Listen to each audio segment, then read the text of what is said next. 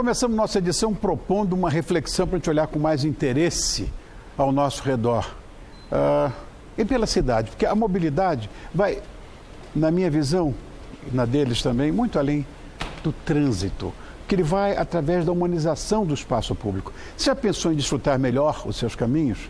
Essa dupla já. Então vamos recebê-los. Ela é jornalista, apresentadora do Jornal da Gazeta e esposa desse cientista político. Bonitão, hein? Você, que casal lindo, meu Deus. Eu estou recebendo a minha colega Juliana Verboni e o Peter Cabral. Obrigado por terem vindo. Obrigada, Rony. Fica aí, a mão não é muita, não. Obrigada pelo convite. Obrigado, imagina. Vamos falar de um assunto que eu acho que é de todo interesse. Até porque eu acho que essa cidade é a minha casa. Escolhi essa cidade para ser a minha casa. Eu sou do Rio de Janeiro, mas tenho essa paixão, não sei se equivocada, mas eu tenho por São Paulo. Nós três escolhemos, né? Eu de Petrópolis, ele americano. Pois é. Where are you from, Peter? New York City. Really? New York City. Mas por que esse sobrenome? Pais portugueses. Ah, sim, ótimo. Vivi uns anos em Portugal. Tá. E depois, eventualmente, mudámos-nos para os Estados Unidos. E lá me fiz homem, Rony. Estudei lá, trabalhei lá. Ai, que bom. E, eventualmente, mudei para o Brasil há um pouco mais de 5 anos. Lindo, lindo. Então, luso-americano, né? É luso-americano. E a Ju é de uma cidade que eu passei a minha infância, a minha juventude, a minha adolescência, lá em Petrópolis, na cidade imperial, que degradaram terrivelmente, mas continuo apaixonado por ela. Sem dúvida. Ju, você e o Peter escreveram juntos um livro cujo título é Mobilidade Muito Além do Trânsito. Vou mostrar a capa do livro, ó, já está aqui, olha ali. De onde surgiu essa ideia de começar a olhar ao redor? Olhar ao redor é um exercício que nós fazemos todos os dias, né? À noite, sentados, jantando, faz parte da nossa rotina.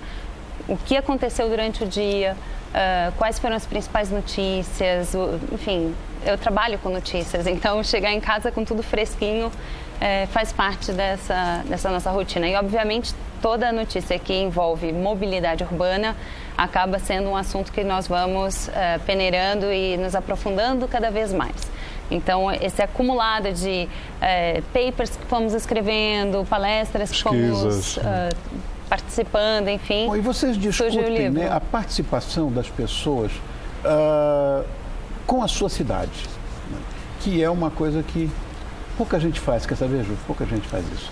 E como isso pode mudar o convívio da sociedade? É só você ter um mínimo de amor ou de gratidão pela cidade. Quais são as influências, por exemplo, de um local público? O Peter vai responder isso, né? Que pode se tornar, de fato, um lugar mais humanizado. Bem, preocupamos muito e debatemos muito esse tema, usando exatamente esse gancho. Tá? Nós acreditamos que uma cidade amigável, uma cidade orgânica, onde as pessoas procuram esse relacionamento direto, é uma cidade onde existe primariamente civismo, né? Respeito pelas instituições públicas. Isso é contagiante, porque essa manifestação do bem, da boa prática, ela é bonita de se ver e, portanto, quando se forma esse hábito, nós acreditamos que a sociedade torna-se mais amigável e, consequentemente, a cidade em si.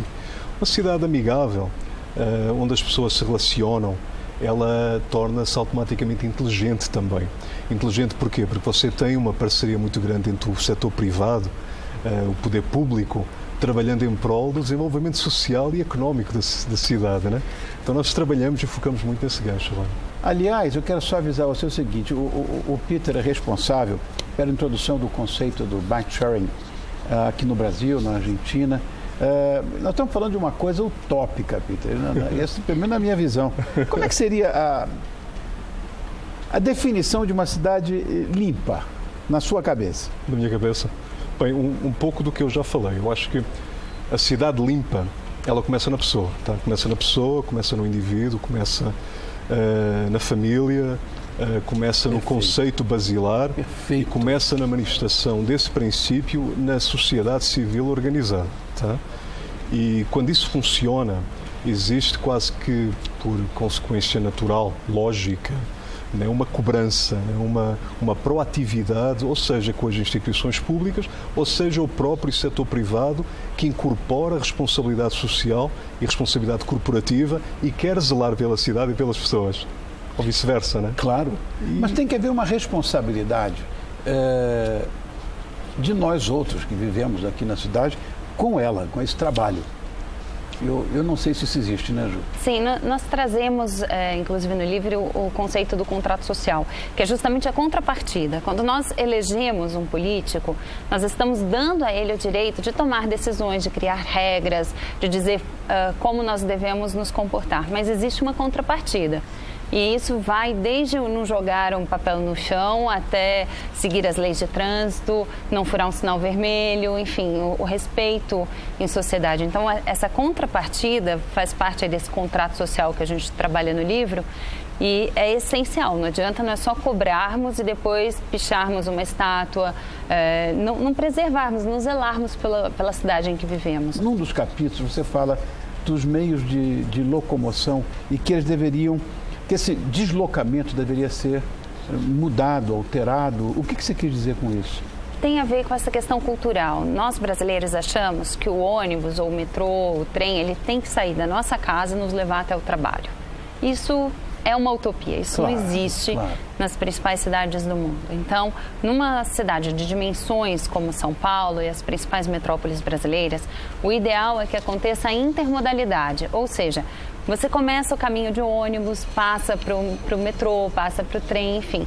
O importante é que seja confortável, seguro, que seja um transporte eficiente e que a pessoa gaste menos tempo, mas não necessariamente que vá do ponto A ao ponto B direto, né? Sem que haja a troca desse meio de transporte. Então, há uma necessidade de uma mudança cultural, mas há necessidade de que esse transporte, toda essa rede de transporte seja eficiente. Porque se a pessoa desce do metrô para pegar um ônibus e fica um tempão no ponto de ônibus, o ônibus não chega, ou quando chega está lotado e não consegue entrar, então também não resolveu, né? Então é necessário que haja esse transporte eficiente, né, e formando essa rede.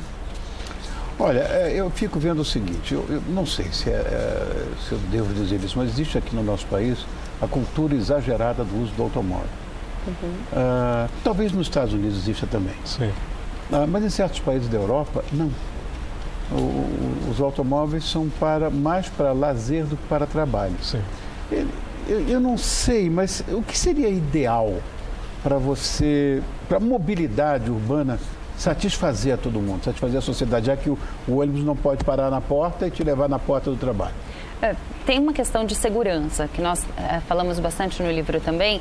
A segurança e a mobilidade andam muito juntas, né? Você, muitas vezes, um caminho que poderia fazer a pé, faz de carro, porque você não se sente seguro de andar 3 quarteirões da sua casa. Não, se você andar 3 quarteirões, você corre ser esquartejado, né, decapitado, né? Sim. Então, assim, dependendo do horário, do local em que está, do bairro em que vive. Então, isso é importante, ter segurança, ter uma boa iluminação, ter um sistema de segurança importante. Exatamente esse princípio da cidade amigável, Rony, se você me permite. E tem também o outro lado, né? Então, tem essa parte mais cultural, sim, você elencou e bem, e tem também essa praticidade que a Juliana falou, a questão do estudo, né? A formatação técnica do projeto. Né? E agora, a capacidade técnica do projeto. Eu tenho curiosidade em relação à adesão do bike sharing. Sim. Como é que foi isso? Foi muito curiosa, portanto, a experiência. Tá? Hoje é considerada, ou considera-se até a nível mundial, a experiência Bike Sharing Brasil como exitosa, até referência. Sim. Então foi um grande desafio, mas um grande orgulho nosso hoje. Eu diria que a maior dificuldade, Rony, foi tanto a nível poder público, como também, obviamente, do próprio usuário e da sociedade civil, portanto, organizada. Foi o de entender a bicicleta, né, foi o primeiro passo, como modal de transporte, certo? Então, obviamente, isso não acontece do dia para a noite. Você mencionou... Até então era só lazer, né? A bicicleta era muito lazer. Exato, você mencionou outros países onde efetivamente o transporte individual às vezes pode até ser preterido em função do coletivo. E isso acontece, sim, mas é esforço de um trabalho de um planejamento e de um trabalho de anos, né? Não acontece assim, de repente, você não tem milhares de bicicletas em Amsterdã do dia para a noite. Houve um trabalho, políticas de incentivo nos anos 50 e por aí foi. Então, nós trabalhamos muito nesse sentido, de criar uma plataforma, digamos, de evangelização, como eu falava muito, de educação, de utilização da bicicleta. E nem sempre, portanto, ou não só o motorista é o vilão, então o próprio ciclista tem que aprender a boa prática de se relacionar com a cidade e de ser um ciclista e não um pedestre ou um motorista, né? É que há uma diferença grande nisso tudo. Tem uma diferença enorme. Então o grande desafio foi criar essa cultura, educar, propagar e também engajar o poder público para que se criassem ferramentas não só de fomento e de educação, como também ciclorotas, ciclovias e etc. E criar a regra do convívio, Rony, a regra do convívio. É porque essa distribuição em desordem que nós vemos aqui, com toda certeza prejudica a mobilidade urbana. É preciso que se tenha um olhar, eu vou repetir, de amor pelo lugar, pela sua casa. Sim. Porque, em síntese, é a nossa casa. Sim. Exato, e acho que esse crescimento desregrado das grandes metrópoles, eu até falo, desregrado é um termo meio... É desregrado, não tem outro. Não vamos adjetivar de outra maneira. Chamemos, exato. Então, acho que isso infelizmente, é um fenómeno mundial, né, de grandes cidades como São Paulo e outras mais, megacities, né, megalópolis. E nós entendemos muito que é importante, Rony, que as pessoas saibam o que é bom para elas, para que elas possam cobrar. Muitas vezes elas cobram, por exemplo, eu quero um metrô perto da minha casa porque eu moro muito longe do trabalho. Aí quando o metrô chega ali, rapidamente há uma especulação imobiliária, um supermercado compra um quarteirão inteiro, um shoppingzinho compra uma outra parte, e aquela pessoa que pagava R$100 de aluguel vai passar a pagar 800, só que ela não pode pagar 800, então ela vai morar mais longe. Então, de repente, aquilo que ela almejava, que era estar perto do metrô, deixou de ser bom para ela e muitas vezes até acaba mudando de cidade, numa região conurbada, como são as grandes metrópoles, porque não tem como ficar perto do metrô que ela tanto queria. Então, quando chega aquela benfeitoria que ela imaginava, que ela tanto almejou, deixa de ser útil para ela. Muito bem observado isso. E gentrificação, que seria uma coisa positiva, vira um ônus para a sociedade civil. Exatamente. Então. Vamos mostrar de novo a capa?